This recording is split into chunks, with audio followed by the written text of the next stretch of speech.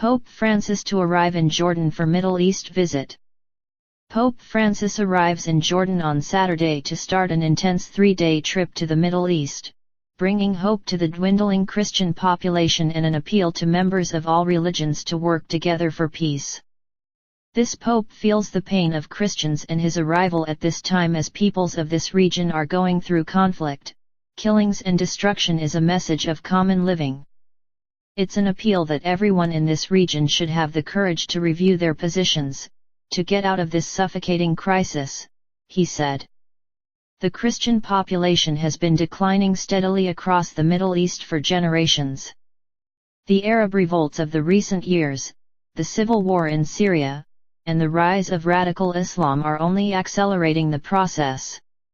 In Israel and the occupied West Bank, more Palestinian Christians are looking to leave, blaming Israel for withering their economic prospects and hobbling their freedom of movement. We are waiting impatiently for a word of peace from the Pope that will raise morale. People in the street are asking what message will the Pope carry, Sacco said. It is the first visit to the region by Francis, leader of the world's 1.2 billion Roman Catholics. After meeting King Abdullah and saying a mass in an Amman stadium, the pontiff will meet refugees from Syria and Iraq in Bethany on the Jordan, the place where according to tradition Jesus was baptized. On Sunday morning Francis flies by helicopter to Bethlehem, making a 6-hour visit to what the Vatican's official program calls the State of Palestine, a terminology Israel rejects. Pope Francis will first travel to Amman, where he will celebrate Mass in a stadium, and later meet Syrian refugees. The official purpose of the visit is to improve ties with the Orthodox Church. But correspondents say many will expect Pope Francis to use his influence to try to ease tensions in the region.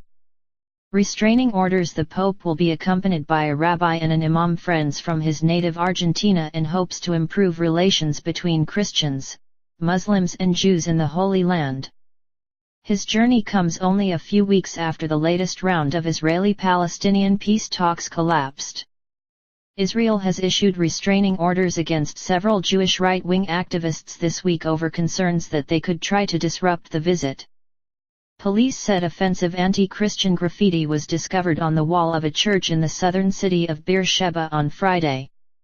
The Pope's journey marks the 50th anniversary of the historic meeting in Jerusalem between Pope Paul VI and the head of the Orthodox Church, Patriarch Athenagoras. The meeting ended 900 years of separation and enduring antagonism between the eastern and western branches of Christianity. On Sunday, Pope Francis will travel to Bethlehem in the West Bank and preside over Mass in Manger Square, near the site where Jesus is believed to have been born. He will also meet the current ecumenical Orthodox Patriarch, Bartholomew, and they will sign a declaration of friendship. His schedule on Monday is set to include a visit to the Al-Aqsa Mosque complex in Jerusalem's Old City, followed by the Dome of the Rock and the Western Wall. Pope Francis will be the fourth leader of the Roman Catholic Church to visit Jerusalem.